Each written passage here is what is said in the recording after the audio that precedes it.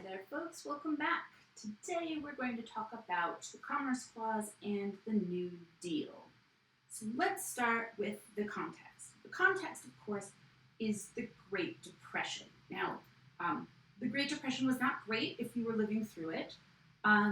It was a function of the 1920s being seeing this really increased use of consumer credit and business credit. There were a lot of sectors that were not doing that well. And then the stock market crash happened. And that was very bad for rich people.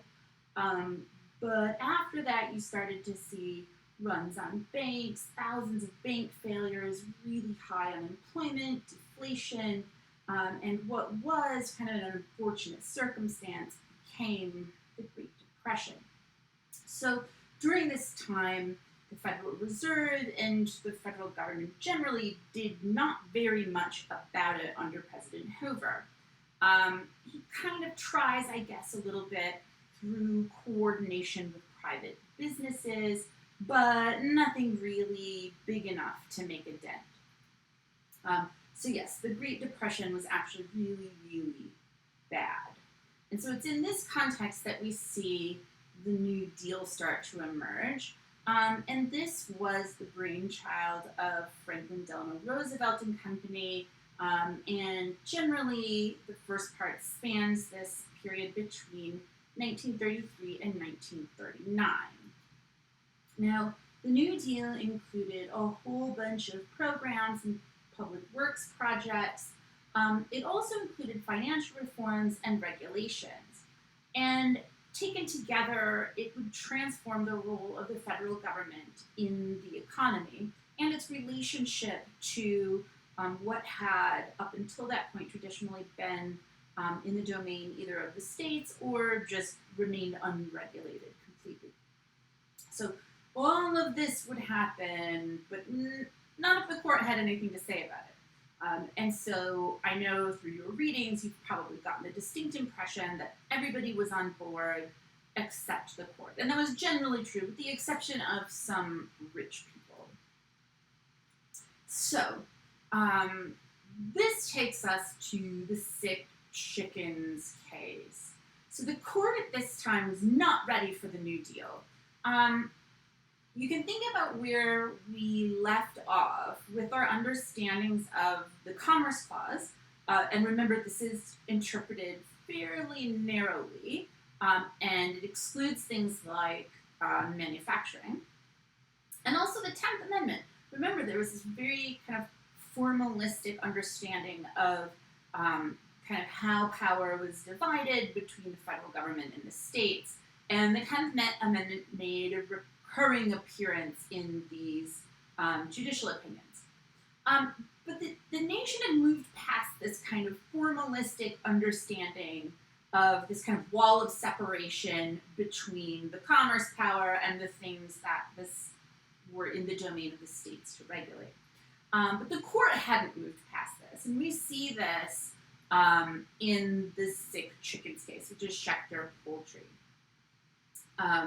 So in this case, the material facts involve the National Industrial Recovery Act, and this act, among other things, linked the economic recovery to labor regulations, kind of on the premise that you needed to be able to keep wages high and working conditions appropriate so that people would have money to be able to buy things to undo the significant deflation in the economy. So this act was really unique in that it basically was an act of Congress saying, we know we're going to need regulations about this stuff, so hey, why don't we just let the president and maybe some people advising him from the business sector just sort of figure out what regulations we need, as long as they promote fair competition, then we're good with it. And so under the auspices of this act, the federal government, through the president, had put out this this code about selling and processed chicken in New York. And so Schechter Poultry was found to have violated this act 19 times, including one that had to do with selling a sick chicken, which is how this became derisively known as the sick chicken case. So the legal questions here, first of all, does Congress have the power to regulate New York City chicken processing? And number two, can Congress delegate this power to the president? Now, the holding in this case was 9-0, so this was unanimous. And the court said no, and also no. Congress doesn't have this power, and if it did have this power, it certainly wouldn't be able to delegate it this way to the president. So Hughes writes for the court. And he argues that, look, it is true that the chicken, when they are alive, I guess, they come from out of state to New York. But then once they're there, they sort of fall out of any stream of commerce and they become part of local commerce. So the rest of this local stuff, Congress can't touch this with regulation. And while it is true that we anticipate, presidents will have the discretion to fill in the blanks of some laws passed by Congress, this is an absolutely unprecedented delegation of legislative authority, and so no, they can't do this either. So Hughes, in his opinion, says, it is not the province of the court to consider the economic advantages or disadvantage of such a centralized system. It is sufficient to say that the federal constitution does not provide for it. The authority of the federal government may not be pushed to such an extreme as to destroy the distinction which the Commerce Clause itself establishes between commerce among the several states and the internal concerns of a state. So again, we see this very distinct line of separation between what is in the commerce power and what remains within the power of the state. So Justice Cardozo writes a concurring opinion here, joined by Stone. And he says, look, this delegation of power goes beyond what even I thought I would be okay with. Because in a prior case, he had said, well, a delegation of power, of legislative power can be fine. But he said, this is beyond the pale. And also, even if Congress passed this, it's totally unconstitutional. All right. So, another case that exemplifies sort of the court not being ready for the New Deal is Carter versus Carter Cole. And in this case, we're talking about the Guffey-Cole Act, which is actually the first of the Guffey-Cole Acts. And instead of the president sort of getting together with business leaders and deciding what the regulations would be, it's actually now a commission. And what they're going to do is they're going to tax coal mines, and they're going to use that money to fund this commission. And the intent of this is, again, to regulate this industry so that it would stabilize prices and supply. And then for those companies that abide by the regulations, which included labor regulations and other kinds of things, the commission would actually give them a 90% rebate of the tax. And so the legal question here is, can Congress regulate coal mines? And the holding is much closer in this case. It's a 5-4 decision, and the court says no, Congress cannot regulate coal mines. And Justice Sutherland writes for the court, and he says, look, hey, coal mining is manufacturing. And remember, Congress can't regulate manufacturing because it's not interstate commerce. It happens sometime before commerce. Even if all of the stuff that comes out of the ground is intended to be sold in interstate commerce, it doesn't become commerce until it gets out of the ground and passes somehow outside of this manufacturing process. So Sutherland says, nothing is more certain than that beneficent aims, however great or well-directed, can never serve in lieu of constitutional power. So here, not only is this a formalistic argument about this separation. But he's saying, look, we cannot concern ourselves with whether this ruling is going to impact the functionality of the Commerce Clause, or even if it's going to cause bad effects to individual people or to the economy as a whole. That is not our job. Our job is to police this line between interstate commerce and stuff the states get to do. Now here, we have Cardozo, joined by Brandeis and Stone, dissenting in this case. And, at first he kind of brushes past the labor stuff. He says, look, we don't even want to consider that part of the question, whether labor regulations in this act are constitutional or not. But just because I don't say anything about it, don't think that I'm not okay with it. I'm just not going to spend any time on it. He goes on to say, but look, the stuff about fixing the prices and setting minimum and perhaps maximum prices, that is absolutely interstate commerce. There's no way around it. And just because it happens to be, setting these prices for things that are being manufactured, that doesn't make it manufacturing that isn't commerce, right? And he says, look, do you remember the Shreveport Doctrine? And maybe there's some argument about labor regulations or whatever. But when we're talking about moving stuff from place to place, remember, we allowed for federal regulation of intrastate transportation rates because those intrastate rates impacted the interstate market. This is the same thing, right? And he says, what the case is, like the Shreveport rate case, really means is that the causal relation in such circumstances is so close and intimate and obvious as to permit it to be called direct without subjecting the word to an unfair or excessive strain.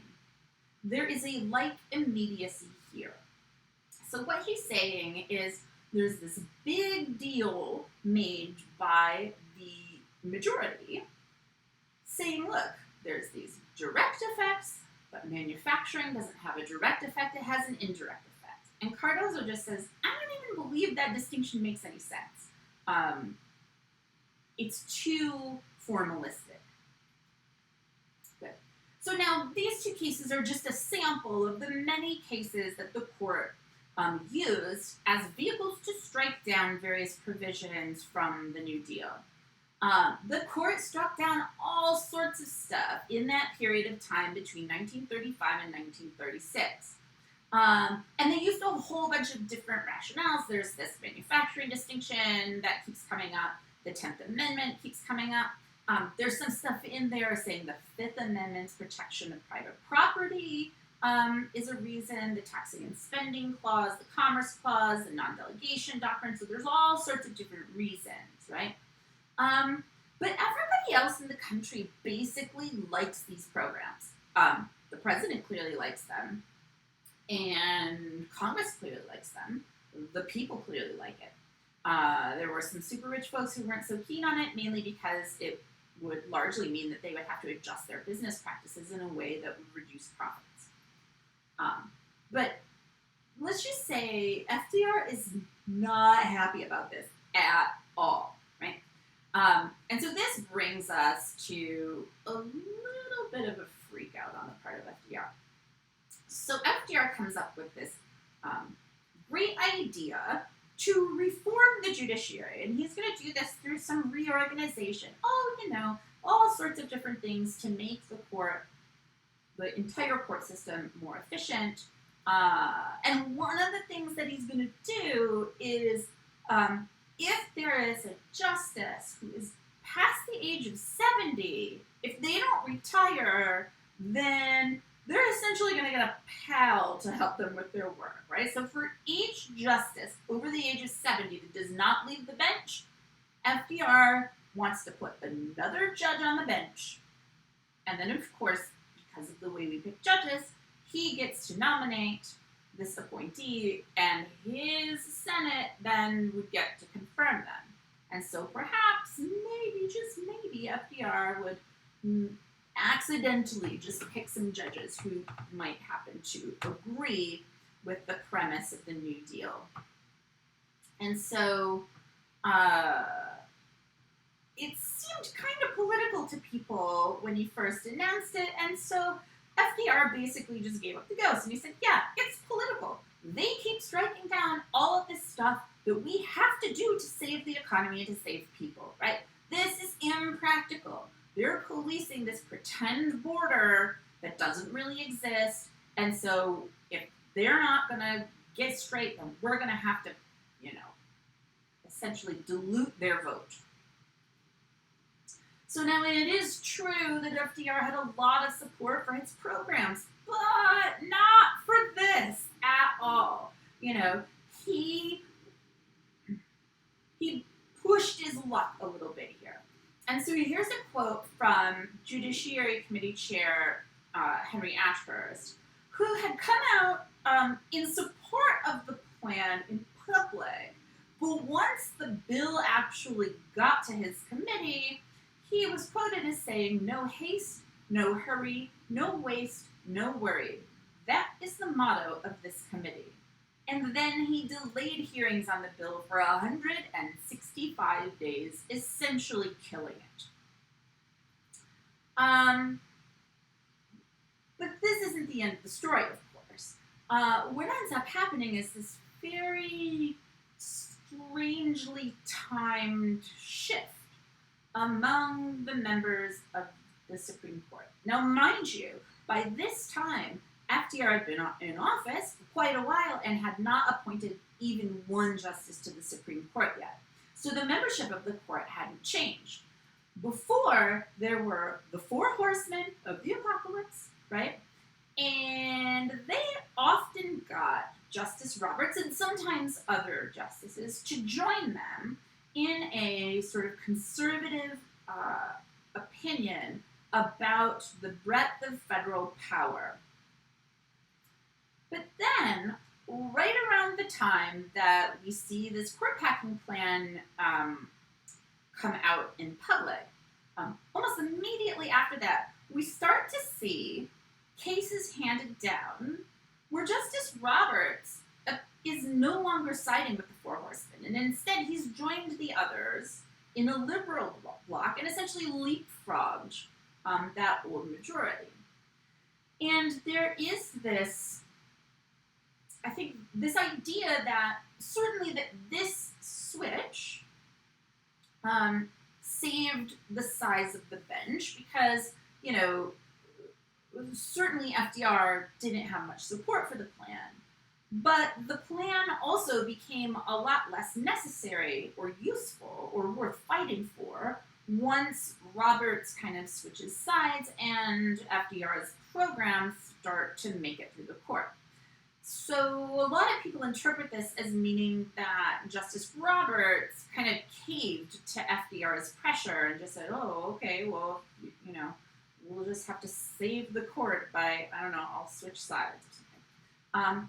But your book talks a little bit about why this is probably not what actually happened. First of all, there's a problem with the timing, because although the cases were handed down right after all of this became public, they actually would have been decided and written quite a bit before then. And so there's not really a way that Roberts would have known this was coming.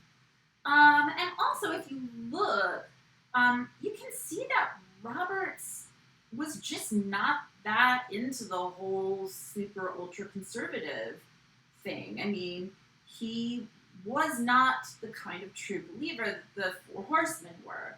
And so as they started to kind of settle into this recalcitrance, I think they sort of moved away from Roberts as much as Roberts moved away from them.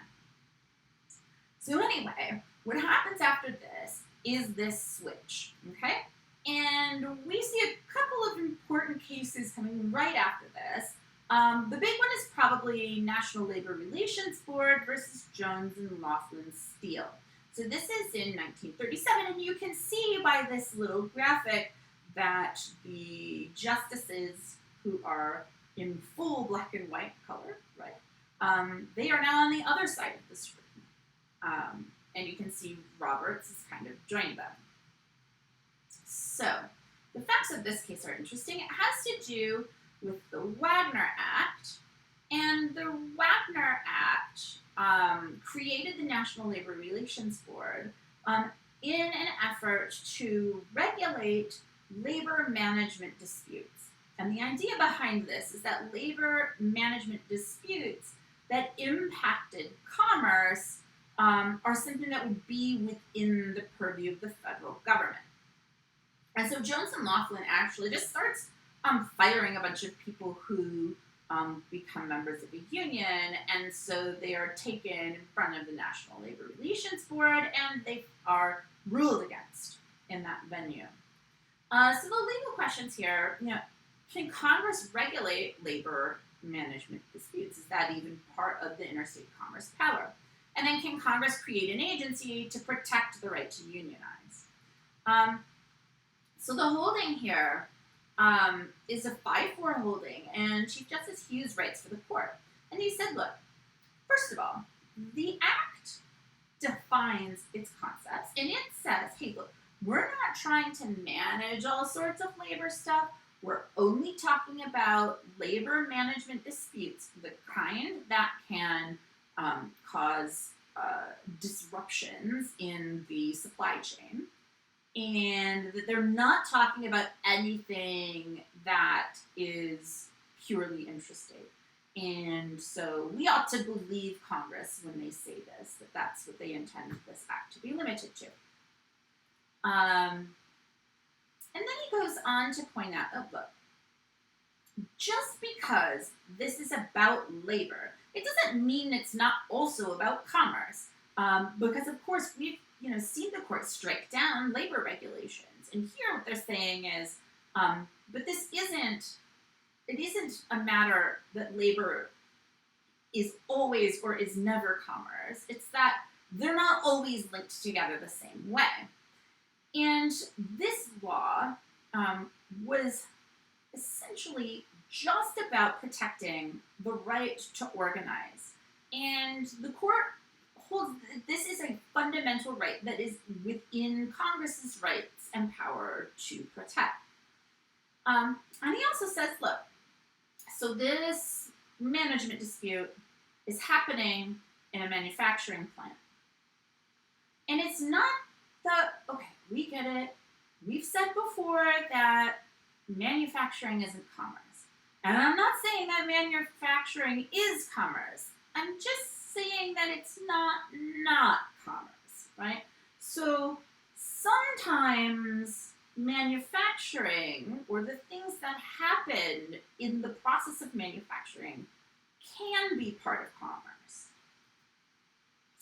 And he decides that in this case, this is a labor issue that is part of commerce because it can become a consistent obstacle to interstate trade.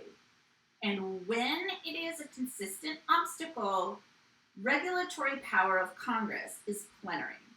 That means that they can regulate as they see fit. If they want to create a National Labor Relations Board, that's cool, sounds good. And so Hughes writes, in view of respondents' far-flung activities, it is idle to say that the effect would have been indirect or remote. It is obvious that it would be immediate and might be catastrophic. If we are asked to shut our eyes to the plainest of facts of our national life and to deal with the question of direct and indirect effects in an intellectual vacuum. So here he's definitely calling out the Four Horsemen and the previous precedent that had this very formalistic approach to what is in Congress's purview. And he's saying this idea that somehow if it has to do with labor or if it has to do with manufacturing, it can't be commerce, just doesn't make any sense. It's too formalistic, and it's policing this very arbitrary boundary. Instead, we should look at the function. What was this clause intended to do, and does this do it? Now, of course, McReynolds and Company dissent from this holding, and they say, hey, manufacturing is not commerce. Now, y'all have ruined it. Congress is going to be able to regulate anything. And he says, the Constitution still recognizes the existence of states with indestructible powers. The 10th Amendment was supposed to put them beyond controversy. Implicit here is, but now this new majority has ruined it all. Right? Okay. So, what impact does this have on things like labor? We see this in U.S. versus Darby. So this case is from 1941, and hey, look, everybody is bright here, which means we've got a unanimous decision. So the material facts are this. The Fair Labor Standards Act attempts to set standards across the whole country dealing with minimum wages, maximum hours, this sort of thing. Now, they did not try to exclude manufacturing. What they did was they said, look, if you make stuff in violation of these standards, you can't ship it in interstate commerce. Gosh, this sounds a lot like what we saw in Hammer versus Dagenhart, right? So Darby decides he doesn't want to pay his workers 25 cents an hour. That's just too rich for his blood, and so he refuses. And the legal question here is whether the Fair Labor Standards Act is unconstitutional as applied to manufacturers. And the majority says, unanimously, no, it's not unconstitutional. And Stone writes for the court. And he says, look, okay, Hammer versus Dagenhart. Yeah, we screwed that one up. But, hey, if you look back all the way to Gibbons versus Ogden, we were kind of on a trajectory where we were understanding the commerce power as being plenary and encompassing all of the things connected with these interstate markets. It's just that we messed up in Hammer versus Dagenhart.